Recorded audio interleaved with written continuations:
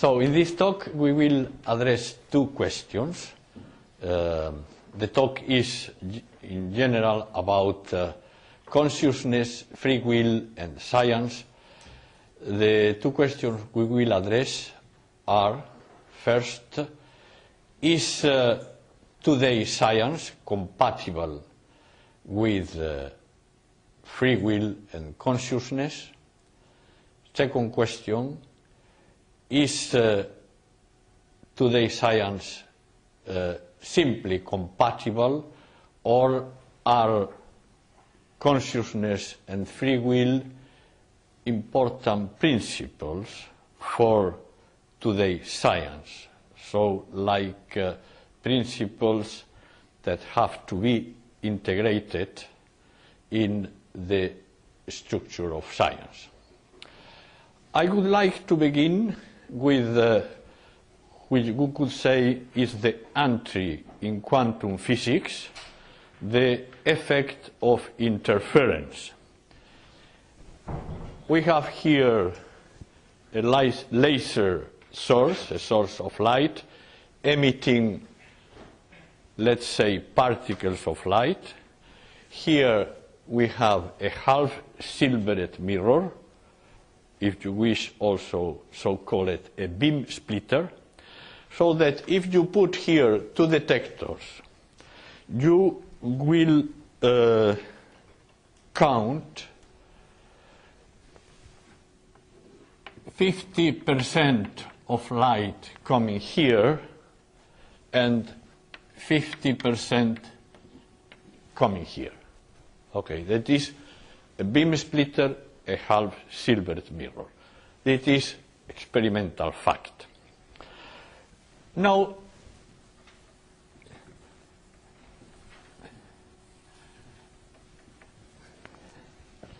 we built an interferometer in this way.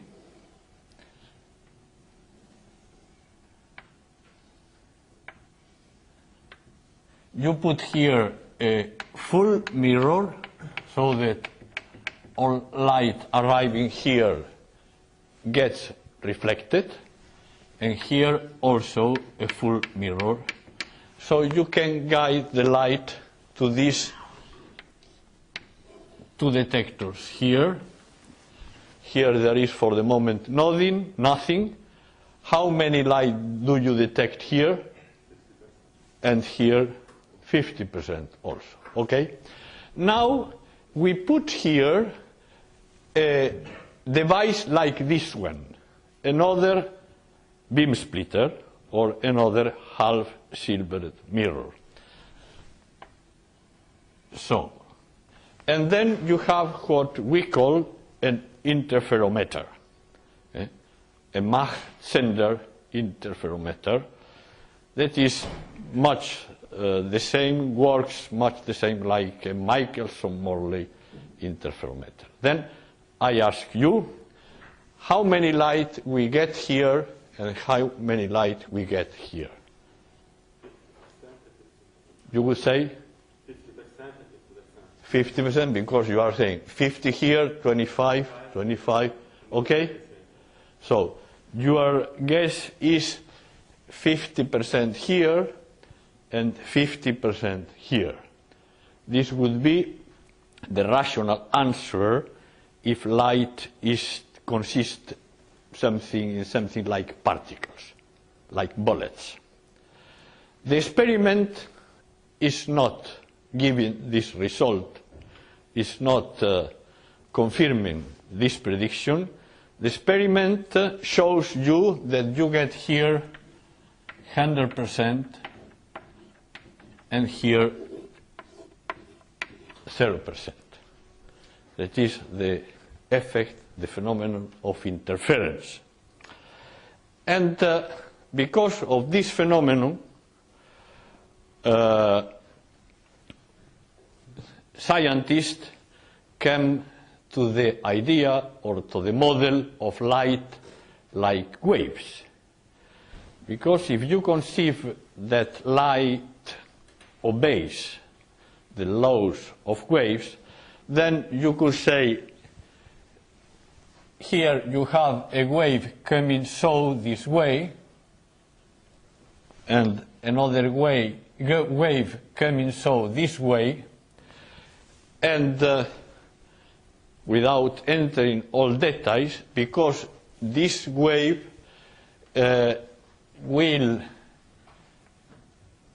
part of this wave will go reflected, so, and part will go transmitted, okay? And part of this wave will go also transmitted, and part of this wave will go reflected.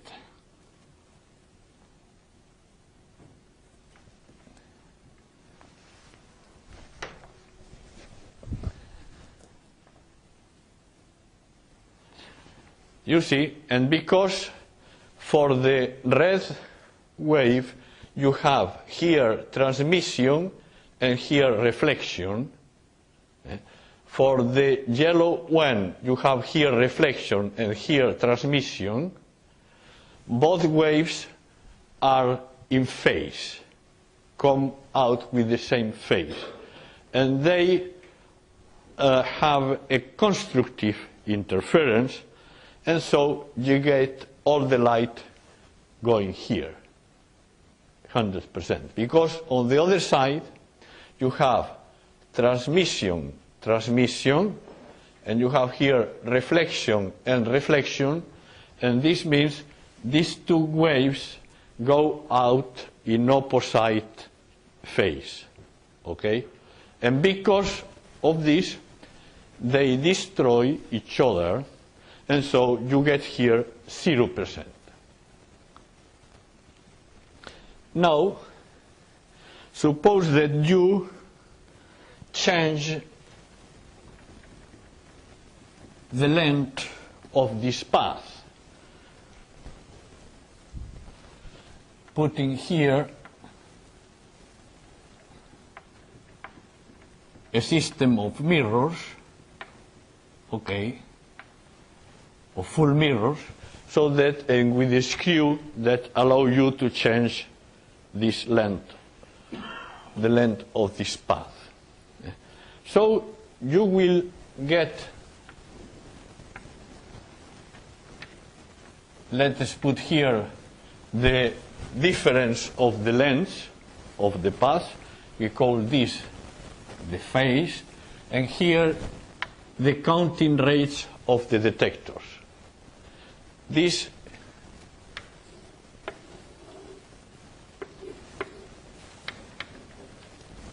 we call this detector the detector 0, and here is the detector 1.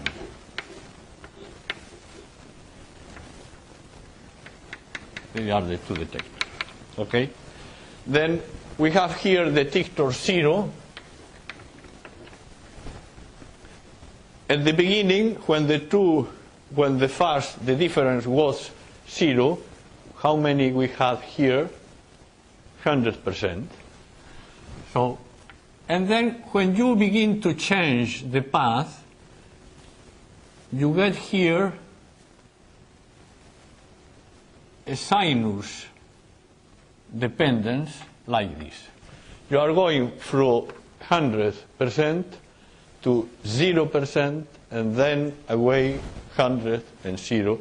And then the other one, you are starting from 0 to 100, and again to 0 here, and so on. Okay? So these are experimental facts.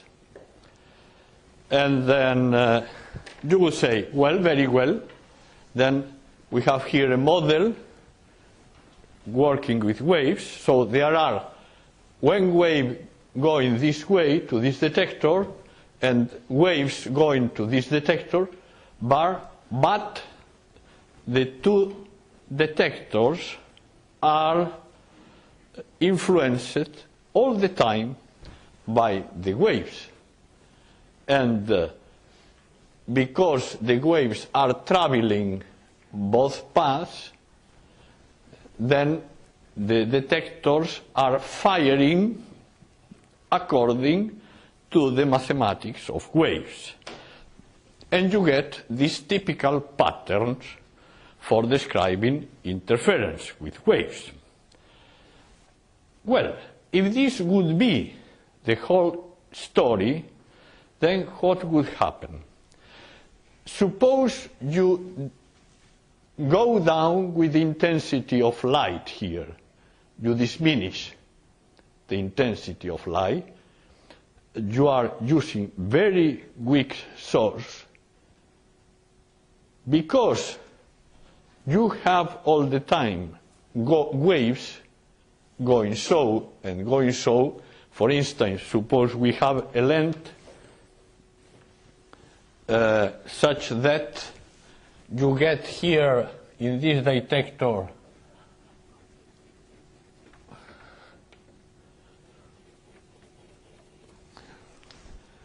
%. How many you get in the other one? 40. Okay. It would be so. But in any case, if you have waves going so and waves going so, both detectors will always fire together. One detector will fire more, the other will a bit stronger, the other a bit weaker, but you would have light all the time going this path and this path. So that is the prediction if only waves would matter and these waves would be material waves. However, it is not so. That is the so-called photoelectric effect. What happens is that when you are going down with the intensity of light, only one of this detector will fire. If this fire, the other will not fire, and if detector 1 fires, 0 will not fire. That is what we are saying. Particle is behaving according to the mathematics of waves, but it is also behaving like if light consists of particles, of packets of energy, of photons. That is, you have to cope with these two pictures. So you will get here, you see, you will get here, suppose, first of all, this detector fire.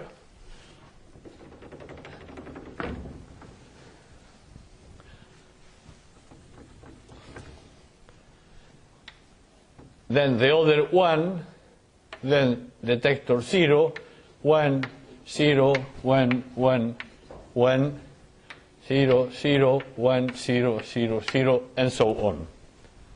Okay? You register which of the two detectors fires.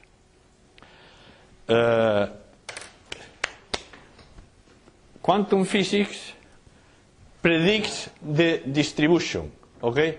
These roles, for instance, with this path length difference, quantum physics predicts that detector 0 will fire 60% of the time, and the other one will fire 40% of the time. For instance, if you get, you measure during 10 minutes, and you have a certain number of counts, then 60% of the counts happen in detector 0, and 40% in the other one, in detector 1. This statistic is what quantum physics predicts. However, quantum physics states this order here, in which order come the ones and the zeros, this is unpredictable. Why this? You see, what here happens is quite astonishing, because it means that both detectors are firing according to the path length difference, and this means somehow they are receiving, each of these detectors, information about the two lengths of the path in order that they keep firing correctly according to this distribution. But at the other time, it means that because only one fires at a time, that the two detectors have to be coordinated. If one fires, the other doesn't fire, and vice versa. So it is necessary to have here, between these two detectors, a coordination. So that there is a decision. If you fire, I then fire. If I fire, you then fire. They have to agree with each other. Well, this was, how can you explain this? This is quite amazing, because you are saying, well, there is this coordination, but what happens? To have a coordination between these two detectors,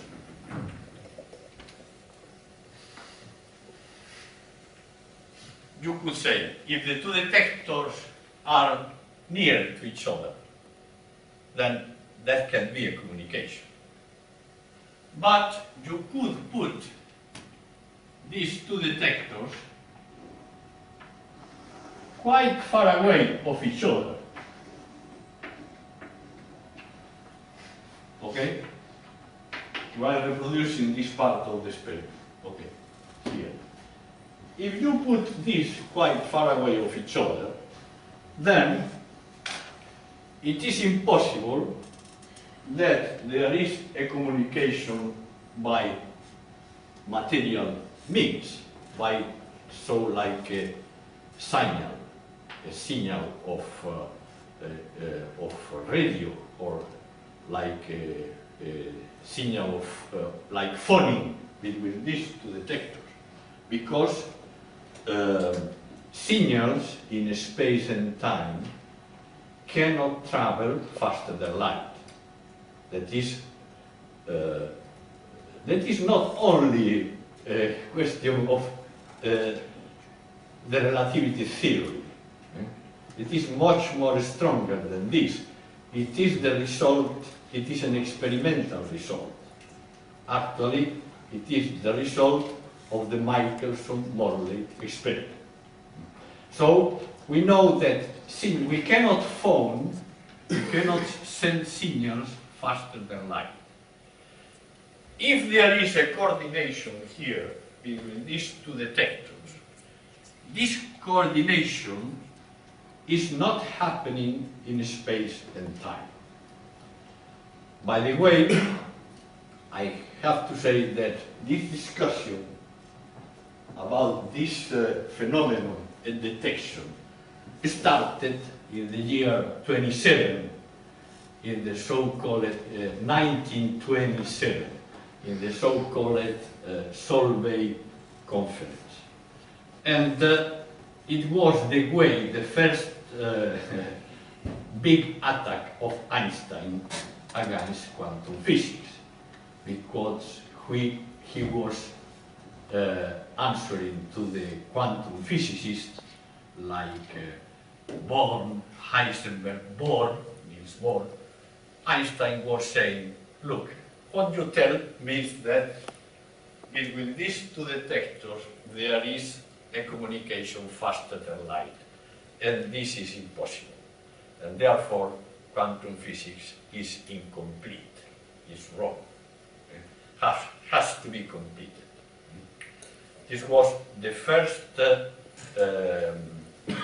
first time where this idea of non-locality comes out by Einstein. Well, amazingly, this experiment has not been done till some weeks ago. The experiment has now been done in Geneva, in the Laboratory of Quantum Optics in Geneva, and the results will be posted in the archive in the coming weeks, in the coming days. The result is that when you separate these detectors far away from each other so that they cannot communicate, there is no chance. The results are exactly the same as when the detectors are near to each other. So this is quite interesting, because you see, suppose that these detectors are far away from each other, and that therefore they cannot coordinate. There cannot be a coordination between these two detectors. What will happen?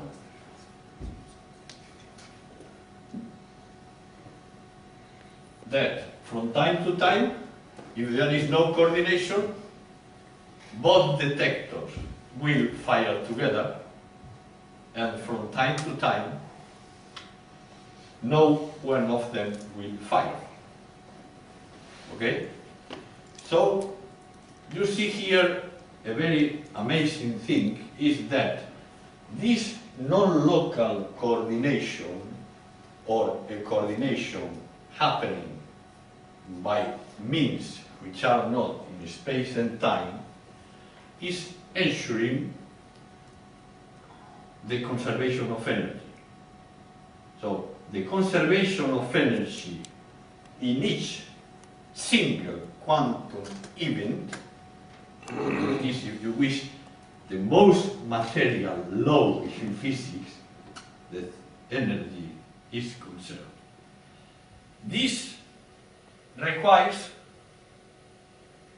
non-local coordination. That is coordination happening not in space-time, coming from outside space-time. That is to say, also non-material coordination. Okay? The most material principle, conservation of energy, is here related to the phenomenon of non-locality, to the phenomenon of non-material agency in today's physics. This is now, this interference effect is now entering also the domain of life. To explain it, there are already experiments showing that interference or quantum coherence is important for explaining the phenomenon of photosynthesis. Photosynthesis happens in plants, in the leaves of plants, very roughly in the following way. You have big molecules calling molecule complexes, called light harvesting centers,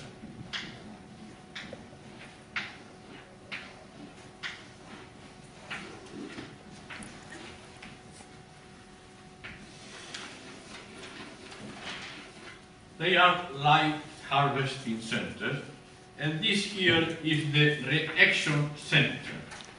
Okay? And if when photon comes here, a particle of light, and hits this center here, produce an exciton. That is a molecule, that is like a pair of, you can say so, plus and minus charge together. A pair of ion charges with a plus, positive, and electron charges negatively. But the pairs remain together. That is, and they have to travel from here to this reaction center, where they are producing the typical reaction of photosynthesis. It is like, if you wish, the fact that they are not separated means that they are prepared to give energy, but in such a way that can travel to the center without damaging the cells. And when they arrive to the center, then they deliver the energy. Okay? That is very roughly how photosynthesis works. The problem is that from here to the center, it is like a random walk. It would be, here, here, and probably go away, or here, come here, and go away. It's like if you shot a football ball through a forest, through a tight forest. The probability that the ball reaches the other extreme of the forest is quite little. Okay? And amazingly, this process is efficient with a very large efficiency. That means that all photons hitting the light harvesting centers produce a pair which it is almost sure will reach, with a very high probability, I think it is 99%, will reach the reaction center. Classically, is this impossible? Once again, it's like shooting a ball through a tight forest. But because of quantum interference, because of this phenomenon here, you can get this high efficiency. I will explain you with an illustration. Suppose this is the reaction center. Here, okay? Here, you see. And then we have here the photons arriving.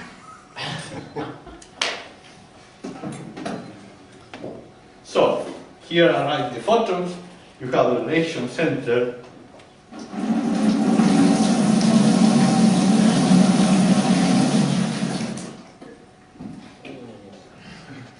Efficiency, very little. This phenomenon of interference produces, in this particular case, what we call the quantum funneling.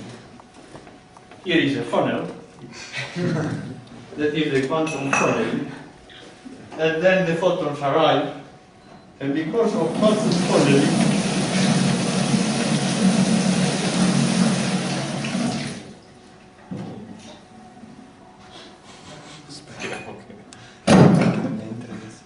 big efficiency.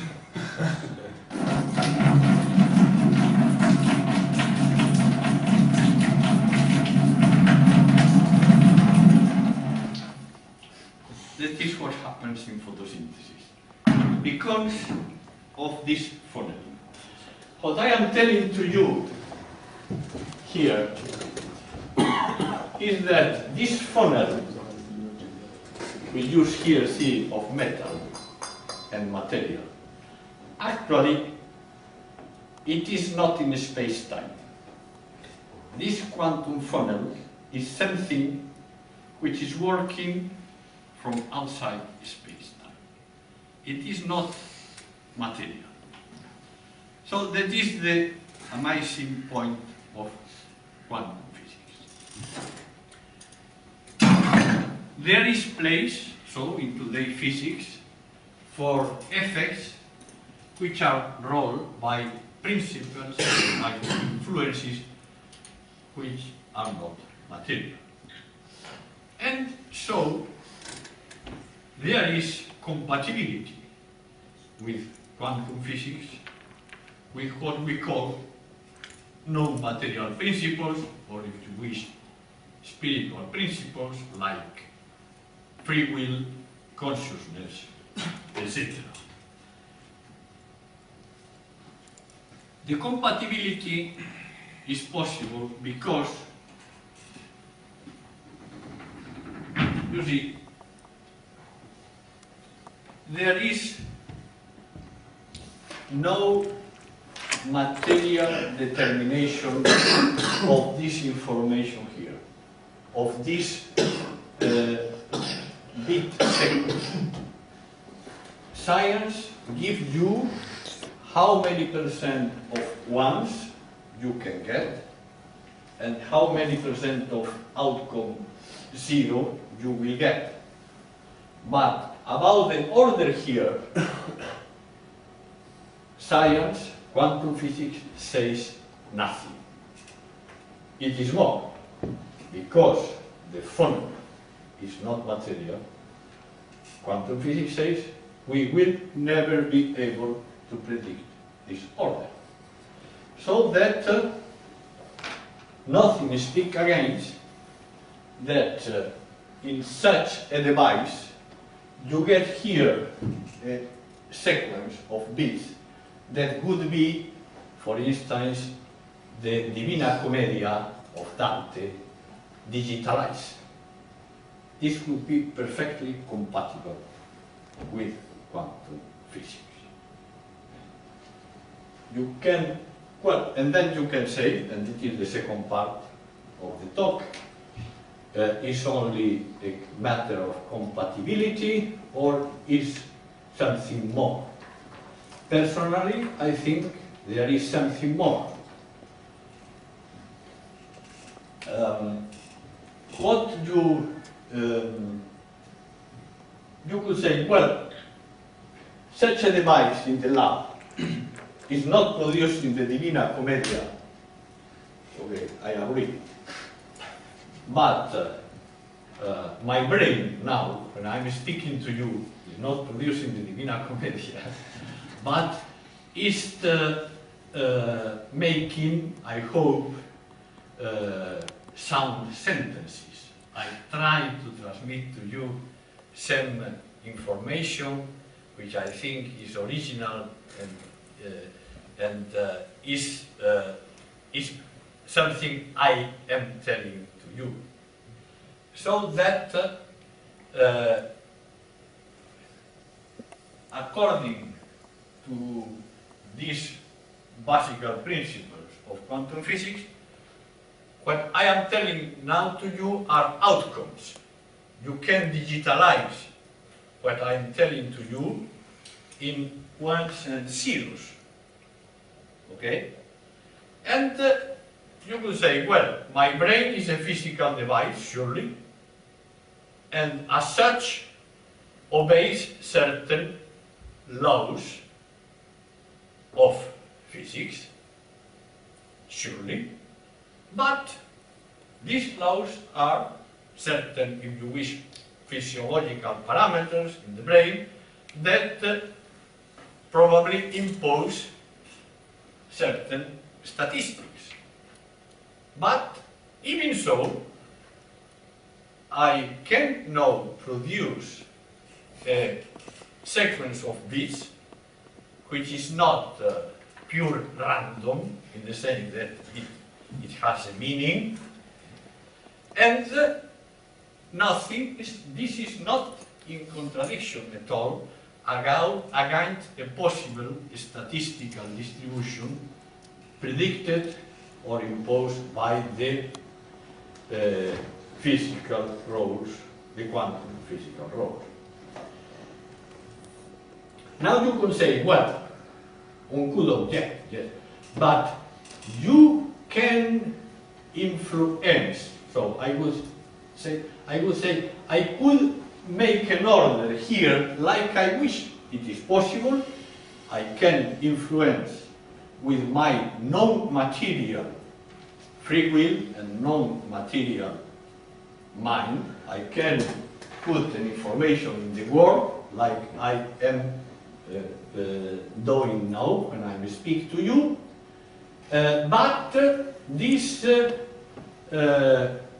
information you can influence all the time, so you can make outcomes distributed like you wish. So then what has this to do with quantum physics? You see the point. I can make an order so that I can give you an information. In any case, this is not in conflict with the physical rules, but then I can do this when I wish, and there is why we have to worry with the statistical distribution. Well, here is the point where I think there is more than simply compatibility. It is because you can produce consciously a meaningful sequence, but suppose we are producing here a sequence with a certain quantity of ones and a certain quantity of zeros, but the issue is that we are not able to act always consciously. Why? We need to sleep. Yes, there are periods of our life where we lose consciousness. And in this moment, you are not controlling this sequence here. And this means that when you are not controlling consciously some sequence, then here you have space for randomness. So that at the end, in our behavior, we have like a combination of conscious periods where we are acting in a, you would say, conscious, free-willed way, and periods where we are producing outcomes, let us say, in a random way. So that you, at the end, the tendency will be that for large numbers, if we lose consciousness for a big time, then the outcomes we would produce will obey exactly the statistical rules predicted by quantum physics for, let's say, inanimate devices. Okay? To finish, I would like to say that even in this most simple case,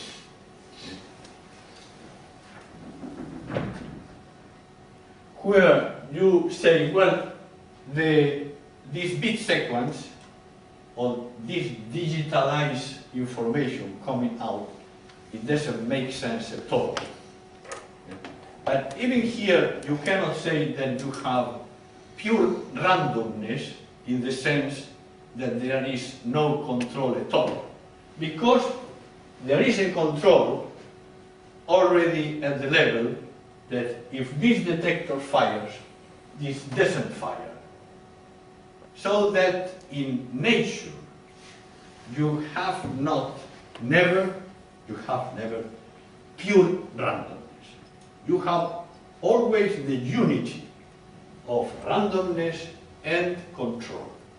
Non-material control coming from outside space and time. So, that is the presentation, then we can start the discussion.